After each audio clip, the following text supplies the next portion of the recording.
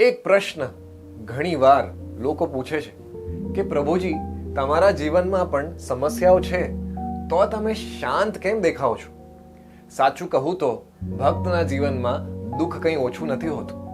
રોગ આવે છે, નુકસાન થાય છે, લોકો દુઃખ આપે છે, પણ ફર્ક એ છે કે ભગવદ્ ગીતામાં કૃષ્ણ કહે છે, સુખ દુઃખે સમે કૃત્વા લાભા લાભો જયો જયા. આ બીજા અધ્યાયમાં કીધું છે.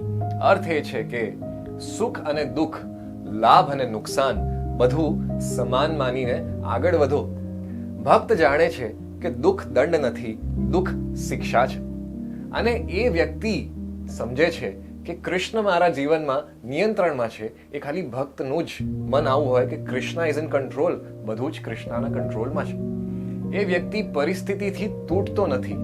સામાન્ય માણસ એવું કહે છે કે મારું જીવન કેમ આવું છે, પણ ભક્ત હંમેશા એવું કહે છે કે હે કૃષ્ણ, તમે જે આપ્યું છે એ તમારી કૃપા છે. સુખ હોય કે દુઃખ હોય, તમે જે પણ આપ્યું મને એ મારા કલ્યાણ માટે સારું છે. અહીંથી તમને શાંતિ પ્રાપ્ત થશે. શાંતિ પરિસ્થિતિ બદલવાથી નથી આવતી, દૃષ્ટિ બદલવાથી આવે છે. ભક્ત કૃષ્ણને પકડે છે, પરિસ્થિતિને નથી પકડતું. એટલે જ દુઃખમાં પણ ભક્ત તૂટતો નથી અને સુખમાં પણ તે અહંકારથી વધી નથી જતો. આ જ છે ગીતા દ્વારા શીખવાયેલું જીવન.